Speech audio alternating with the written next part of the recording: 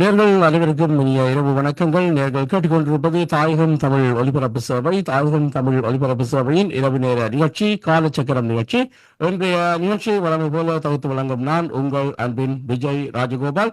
இன்றைய நிகழ்ச்சியும் நீங்கள் வழமை போல உங்களுடைய முகநூல் மற்றும் யூடியூப், அது மட்டுமல்லாத எங்களுடைய தாயகம் .net என்ற இணையதளம், எங்களுடைய சிறப்பு வானொலி பட்டிகள் செயலிகள் ஊடாக கேட்டு மகிழலாம்.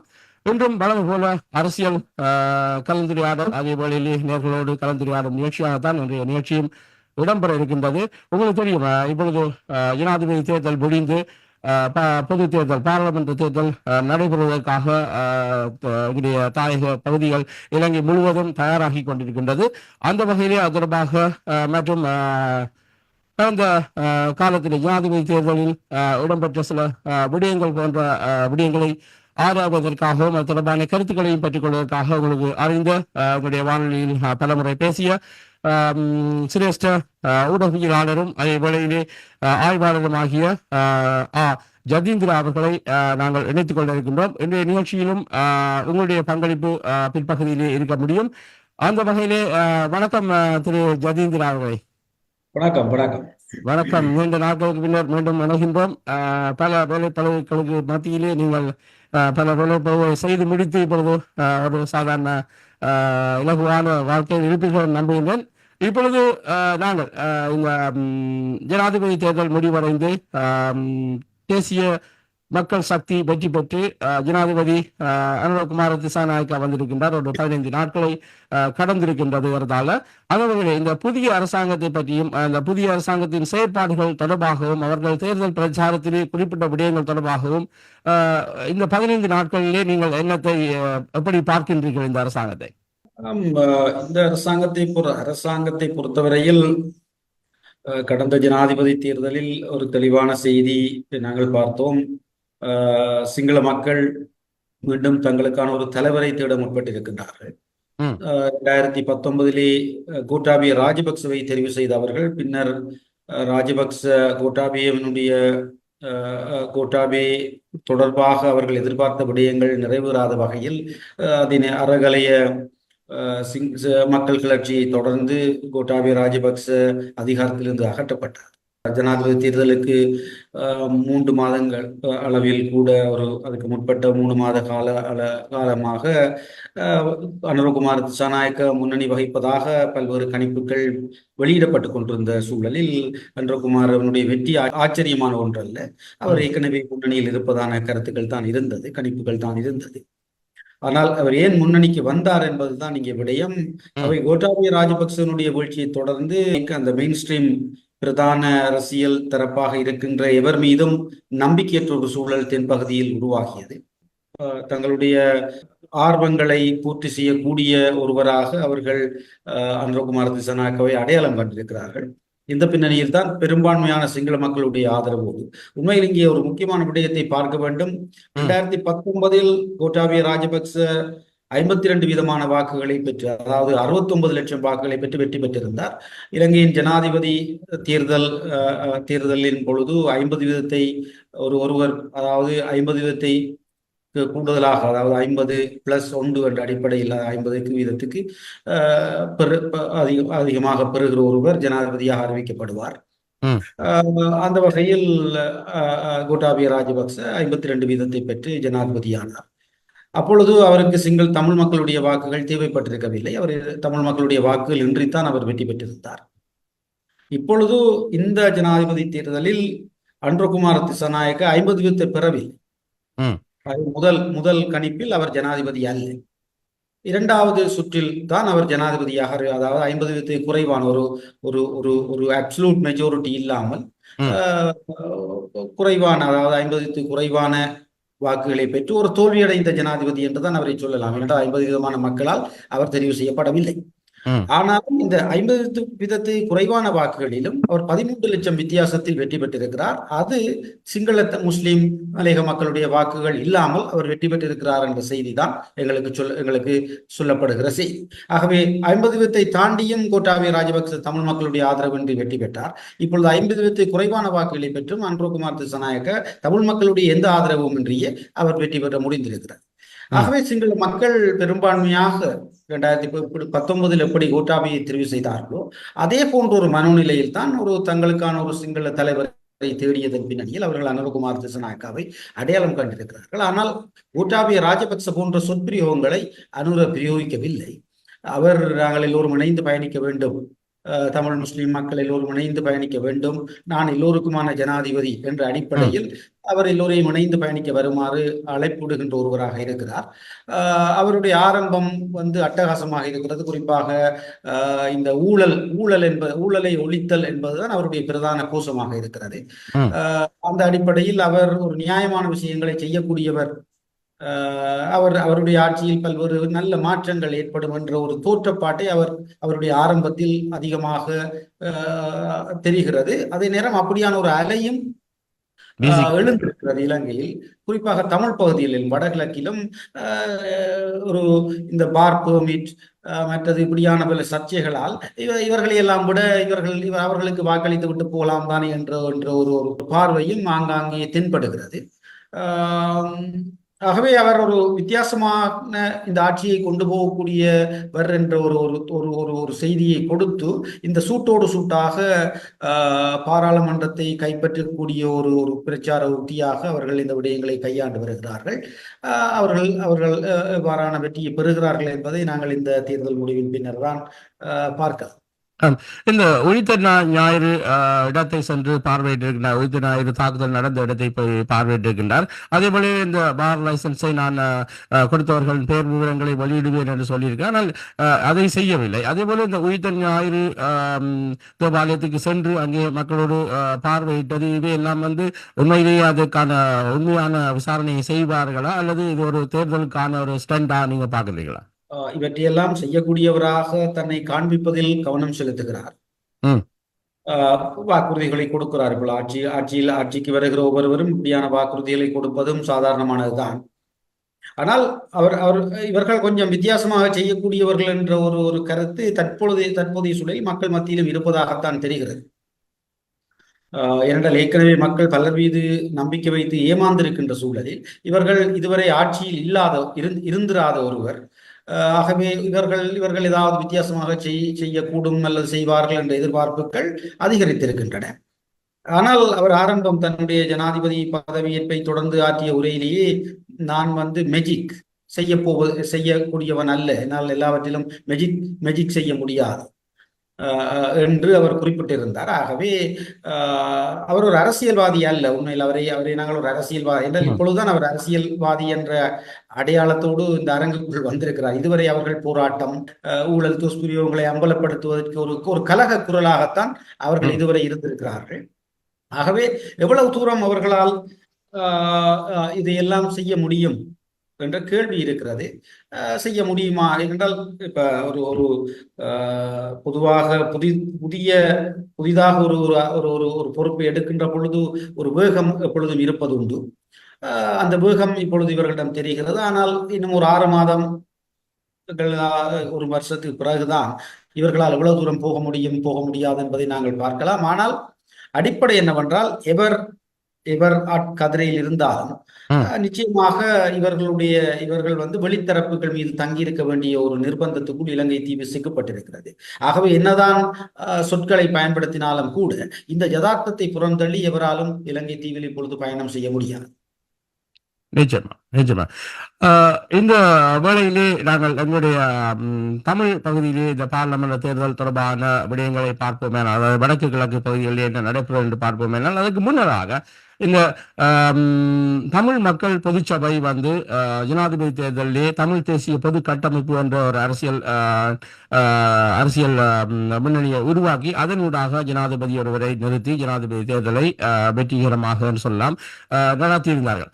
அதன் பின்னர் இந்த பொதுமக்கள் தமிழ் மக்கள் பொதுச்சபை திருவண்ணாமலையில் கூடிய பொழுது இந்த பாராளுமன்ற தேர்தலிலே தாங்கள் முடிவெடுத்ததிலே அவர்கள் குழப்பம் ஏற்பட்டு அது ஒரு சிக்கலுக்குள்ளாகி இருப்பது போல் ஊடகங்களூடாக அறிகின்றோம். நீங்களும் அதிலே ஒரு முக்கிய செயற்பாட்டாளராக இருந்த வகையிலே அங்கே என்ன நடந்தது என்பதை எங்களுடைய நேயர்களுக்கு சொல்ல முடியுமா? உண்மையில் நீங்கள் குறிப்பிடுவது போன்று ஆங்காங்கே பல்வேறு குழப்பகரமான கருத்துக்கள் வெளிவந்து கொண்டிருக்கின்றன. சமூக ஊடகங்களில் கருத்துக்கள் வருகின்றன, எங்களை பற்றியும் வருகின்றன. எல்லாம் தெரியும். இவைகள் எல்லாம் தெரிந்துதான் நானும் உங்களுக்கு நேர்காணல் தர வந்திருக்கிறேன். நிச்சயமா.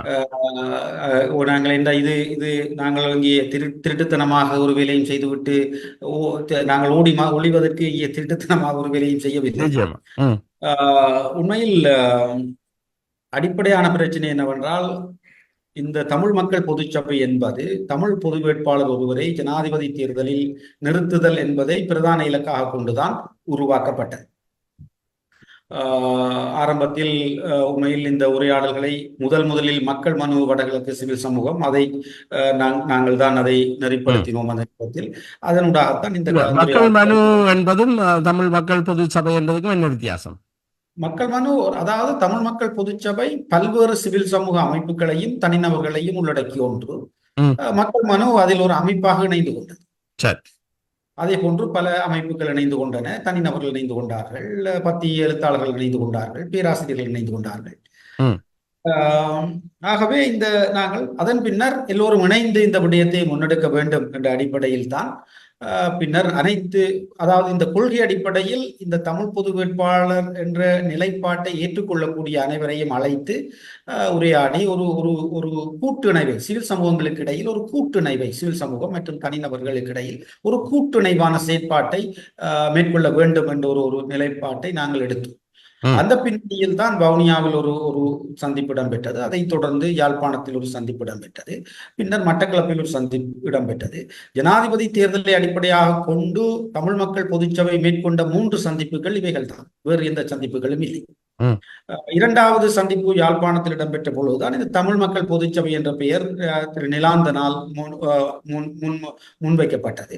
அதை எல்லோரும் அது ஒரு நிரந்தரமான பெயர் என்று இல்லாவிட்டாலும் அதை தற்போதைக்கு இந்த சிவில் சமூக கூட்டிணைவை கொண்டு செல்வதற்கான ஒரு பெயராக இந்த தமிழ் மக்கள் பொதுச்சபை அனைவருமே அந்த பெயரை ஏற்றுக்கொண்டனர்.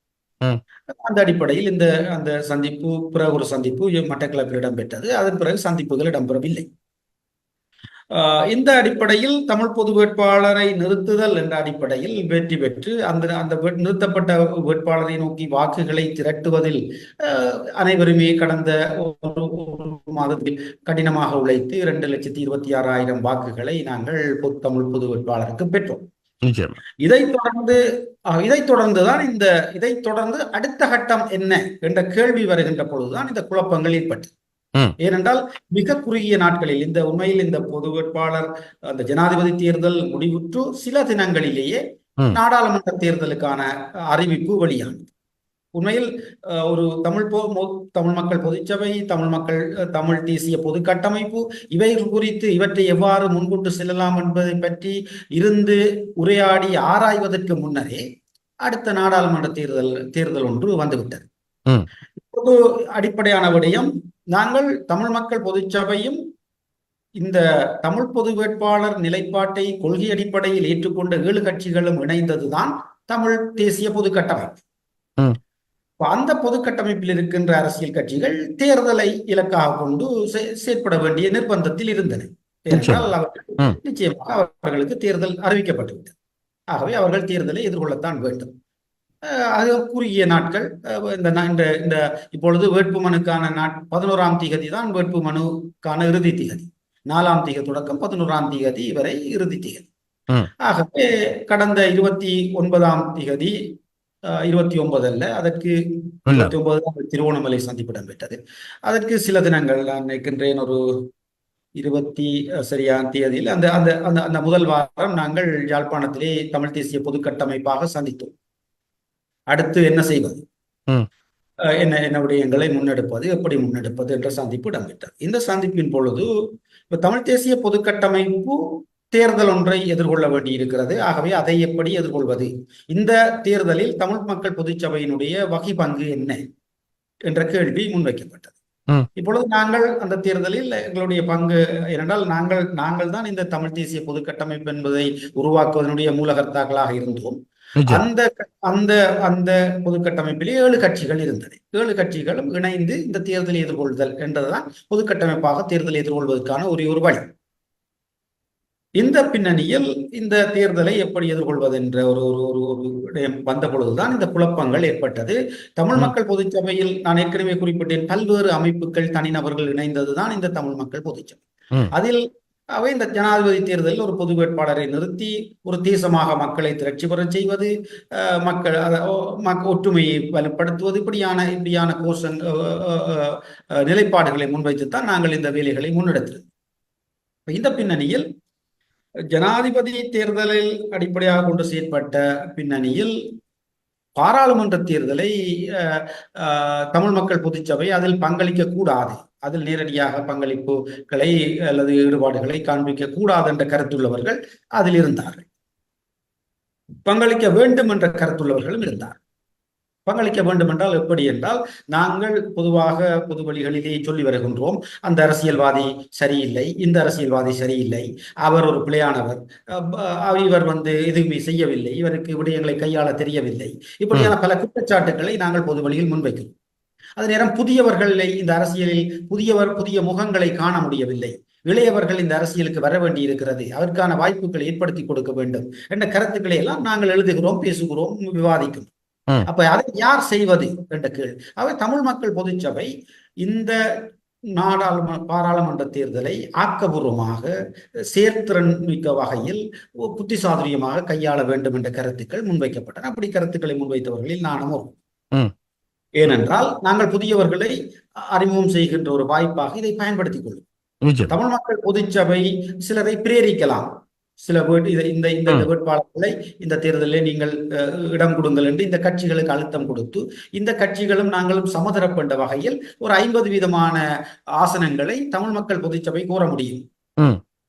அது தமிழ் மக்கள் பொதுச்சபையில் இருப்பவர்கள், தமிழ் மக்கள் பொதுச்சபை நேரடியாக அந்த வேட்பாளர்களை கொடுப்பது என்பதல்ல, அதாவது தமிழ் மக்கள் பொதுச்சபையில் இருப்பவர்களை அப்படியே போவதென்றல்ல, வெளியில் இருக்கின்ற பொருத்தமானவர்களை நாங்கள் ஆராய்ந்து கொடுக்க முடியும். தமிழ் மக்கள் பொதுச்சபையில் இருக்கின்ற ஆற்றல் உள்ளவர்களுக்கு அந்த அரசியலில் பங்களிக்க வேண்டும் என்ற ஈடுபாடு இருந்தால் அவர்கள் இச்சபையிலிருந்து வெளியேறி பயணிக்க முடியும் என்ற கருத்துக்கள் அங்கே முன்வைக்கப்பட்டு, இப்படி ஒரு உடன்பாட்டுக்கு வருவதுதான் சரியானது என்ற கருத்துக்கள் நாங்கள் அங்கே முன்வைக்கப்பட்டது. அதே நேரம் அது தேவையில்லை, அப்படி நாங்கள் பங்களிக்க கூடாது, இது கட்சிகள் தங்களுடைய வெற்றிக்காக பங்கு கொள்ளுகிற ஒரு தேர்தல், இது அவர்கள் வெற்றிக்காக வேலை செய்கின்ற பொழுது நாங்கள் அதில் பங்களிக்க முடியாது என்ற கருத்துக்களை சிலர் முன்வைத்தார்கள். நாங்கள் சொன்னோம், நிகழ்காலத்தை கையாளாமல், குறிப்பாக எல்லோரும் சிலர் பொதுவாக இந்த எதிர்காலம் பற்றிய கருத்துக்கள், எதிர்காலத்தில் இது அப்படி சிக்கலை கொண்டு வரும், இப்படி சிக்கல், ஆனால் நிகழ்காலத்தை கையாளாமல் எதிர்காலம் என்பதை பற்றி நாம் கற்பனை செய்ய முடியாது.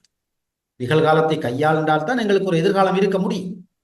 அப்போது எங்களுக்கு முன்னால் இருப்பது இந்த பாராளுமன்ற தேர்தல், அதை நாங்கள் கையாண்டுதான் ஆக வேண்டும் என்ற கருத்துக்கள் முன்வைக்கப்பட்ட பொழுது அதுக்கு எதிரான கருத்துக்கள் முன்வைக்கப்பட்டன. எதிரான கருத்துக்கள் அதிகமாக இருந்த பின்னணியில் திருவோணமலையில் ஒரு 36 பேர் தான் அந்த சந்திப்பில் ஈடுபட்டார்கள். உண்மையில் தமிழ் மக்கள் பொதுச்சபையில் உங்களுக்கு தெரியும், ஆரம்பத்திலே 83 அமைப்புகள் இருந்ததாகத்தான் பொது வழியில் சொல்லப்பட்டது. அது பலர் இந்த பொது வேட்பாளருக்கான பணிகளிலே ஈடுபடவில்லை, பலர் பங்கு கொள்ளவில்லை. ஆரம்பத்திலே வந்தவர்கள் பலர் போய்விட்டார்கள், பலர் பங்களிக்கவில்லை. இந்த வந்தவர்களில் அதிகமானவர்கள் இதை விரும்பவில்லை. சிலர் சுயேட்சை குழு ஒன்றை, நாங்கள் இந்த கட்சிகளோடு பயணம் செய்யக்கூடாது, நாங்களாக ஒரு சுயேட்சை குழுவை எல்லா இடங்களிலும் நிறுத்த வேண்டும் என்ற கருத்துக்களும் முன்வைக்கப்பட்டது. கட்சிகளோடு போக தேவையில்லை அவை என்ற கருத்து. இவற்றையெல்லாம் ஆராய்ந்த திருவோணமலை தீர்மானம், திருவோணமலையில் ஒரு முடிவெடுக்கப்பட்டது. அதாவது ஒப்பீட்டு அடிப்படையில் பலர் விரும்பவில்லை என்ற அடிப்படையில் தமிழ் மக்கள் பொதுச்சபை இந்த அரசியலில் இந்த பங்கு கொள்வதில்லை என்ற கருத்து உண்டு. அதே நேரம் சங்கு சின்னத்தை அவர்கள் எடுத்ததும் தவறு, அதை ஆட்சேபிக்க வேண்டும் என்ற ஒரு கருத்தும் அங்கே முன்வைக்கப்பட்டது. இந்த பின்னணியில் பின்னர் இந்த தீர்மானம் நீங்கள் வெளிவந்ததை தொடர்ந்துதான் இந்த குழப்பங்கள் எல்லாம் ஏற்பட்டது. இப்பொழுது இவர்கள் மக்களுக்கு ஒரு நம்பிக்கையை கொடுத்து தமிழ் தேசிய பொதுக்கட்டமைப்பு தொடர்ந்தும் பயணிக்கும் என்றெல்லாம் சொல்லிவிட்டு இப்பொழுது நடுவீதியில் விட்டுட்டு போகின்றார்கள் என்ற குற்றச்சாட்டுகள், விமர்சனங்கள் முன்வைக்கப்பட்டன. இந்த தமிழ் மக்கள் பொதுச்சபை அல்லது பொது அமைப்புகள் இவ்வாறு முடிவெடுத்ததுக்கு அல்லது இது என்ன பின்னணியில் அரசியல் காரணங்கள் அல்லது ஏதாவது இருக்கின்றதா? அரசியலில் யாராவது இந்த தமிழ் மக்களின் எழுச்சி அல்லது தமிழ் மக்களின் திரட்சிக்கு ஆப்பு வைப்பது போல அல்லது அந்த கட்சிக்குள் ஏதாவது பந்து செய்தார்கள் என்று சொன்னால் இது ஒரு கூட்டாக செய்யப்பட்ட ஒரு விடயம். அதிலே ஆரம்பத்திலிருந்து திடீரென்று தான் இது ஒரு மக்கள் அலை உருவாகிறது. அந்த அலை திடீரென்று நிறுத்தப்படுவதற்கு அந்த மக்கள் கூட்டம் எப்படி மாறுவதற்கு ஏதாவது பின்னணி காரணங்கள், அரசியல் காரணங்கள் ஏதாவது இருக்கின்றதா? இல்ல, இதுல ஒரு அடிப்படையான பிரச்சனை என்னென்றால் இந்த இந்த தமிழ் மக்கள் பொதுச் சேவை என்பது ஒரு ஒழுங்குபடுத்தப்பட்ட ஒரு கட்டமைப்பு அல்ல. மிக மிக அவசரமாக உருவாக்கப்பட்ட ஒன்று. அதாவது தமிழ் வேட்பாளரை நிறுத்துவது, அவரை நோக்கி வாக்குகளை திரட்டுவது என்பது ஒரு ஒற்றை இலக்கின் அடிப்படையில் தான் இந்த ஆங்காங்கே ஒவ்வொருவரும் தங்களுக்கு தெரிந்தவர்களை இதுக்கு கூப்பிட்டார்கள். இது உடன்பாடு என்றால் வாருங்கள் என்ற அடிப்படையில் சேர்ந்தவர்கள் தான் 98 வீதமானவர். இதில் தெளிவு நாங்கள் இதை வழிநடத்திய இதுக்கு, அதாவது இதுக்கு வெளியில் முகம் தெரிந்த சிலரை தவிர அனைவருமே இந்த அடிப்படையில் வந்தவர்கள். இந்த பின்னணியில் இதில் அரசு சாரா நிறுவன பின்னணியை கொண்டவர்களும் இதற்குள் வந்திருந்தார்கள். குறிப்பாக அந்த அரசாரா நிறுவன பின்னணியை கொண்டவர்கள் தான் அதிகம் இதை இதை இதை எதிர்ப்பவர்களாக இருந்தார்கள், அல்லது அவர்கள் தான் இந்த கருத்துக்களையும் முன்வை. குறிப்பாக தமிழ் சிவில் சமூக அமையம் என்று நரசிங்கம் என்பவருடைய தலைமையில் இருக்கின்ற அந்த தமிழ் சிவில் சமூக அமையம் இதை கடுமையாக ஆட்சேபித்தது. அவர்கள் ஒரு அரசு சாரா நிறுவன பின்னணியை கொண்டவர்கள். அரசு சாரா நிறுவனம் அரசியல் சார்ந்த நடவடிக்கைகளில் ஈடுபட முடியாது. அப்படி ஈடுபட்டால் அவர்களுக்கான நிதிகள் நிறுத்தப்படும். இது ஒரு அரசு சாரா நிறுவன விதி. ஆகவே அந்த பின்னணியில் அவர்கள் இதை கடுமையாக அப்படி நாங்கள் பங்களிக்க தேவையில்லை என்று அதுக்கு ஒரு விளக்கத்தை, இப்ப பொதுவாக ஒரு விஷயத்தை எதிர்க்கின்ற பொழுது அதுக்கு ஒரு விளக்கத்தை ஒருவரால் உருவாக்க முடியும். ஒரு கோட்பாட்டு விளக்கத்தை. தேசமாக நாங்கள் திரட்டியவர்கள் இப்பொழுது கட்சிகளாக அவர்கள் எல்லாம் 3 தரப்பாக தேர்தலை எதிர்கொள்கின்ற பொழுது நாங்கள் போக முடியாது, இப்படியான வாதங்கள் எல்லாம் வைக்கப்பட்டது. அது தங்களுடைய கருத்தை நியாயப்படுத்துவதற்காக. ஆனால் அடிப்படையில் அவர்கள் ஒரு அரசார நிறுவன பின்னணியை கொண்டவர்கள். அதே போன்றுதான் இன்னும் சிலரும் அரசார நிறுவன பின்னணியை கொண்டவர்கள். அதே நேரம் அரசார நிறுவனங்களோடு கொழும்பு சிவில் சமூக தளம், குறிப்பாக இந்த கொழும்பு மட்ட சிவில் சமூக குழுக்களோடு தொடர்பில் இருப்பவர்களும் இதோடு இருந்தார்கள், இதுக்குள் வந்திருந்தார்கள். அப்படியானவர்கள் தான் அதிகம் இதை விரும்பவாதவர்களாக தங்களுடைய கருத்துக்களை முன்வைத்தார்கள். இதில் ஒரு அரசியல் சார்ந்த பின்னணி இருக்கிறதா என்பதை எனக்கு திட்டவட்டமாக சொல்ல முடியாவிட்டாலும், ஆனால் தமிழ் தேசிய பொது கட்டமைப்பு ஒரு வலுவான கட்டமைப்பாக வளர்ச்சியுறுவதை தடுக்க வேண்டும் என்ற ஏதோ ஒரு குழப்பகரமான நிகழ்ச்சிகள் இதற்குள் இருப்பது போன்றுதான் என்னுடைய பார்வை. ஏனென்றால் அதுக்காக அவர்கள் கடினமாக கஷ்டப்பட்டார்கள். லொபி எல்லாம் செய்யப்பட்டது. வெளியிலே தொலைபேசியில் இந்த இதில் உறுப்பினர்களாக இருப்பவர்களுக்கு எல்லாம் நீங்கள் இப்படி கதையுங்கள், இப்படி சொல்லுங்கள் என்றெல்லாம் அந்த லொபி செய்யப்பட்டிருக்கிறது. அப்ப அந்த அளவுக்கு மினக்கட்டு ஏன் இதை செய்ய வேண்டும், என்ன காரணம் என்ற கேள்வி எழுகின்ற பொழுது இந்த தமிழ் தேசிய பொதுக்கட்டமைப்பை இத்தோடு அதுக்கு ஒரு முற்றுப்புள்ளியை வைத்து விட வேண்டும் என்ற ஒரு நோக்கம் இருந்திருக்க கூடுமோ என்ற ஒரு சந்தேகம் எனக்கு உண்டு.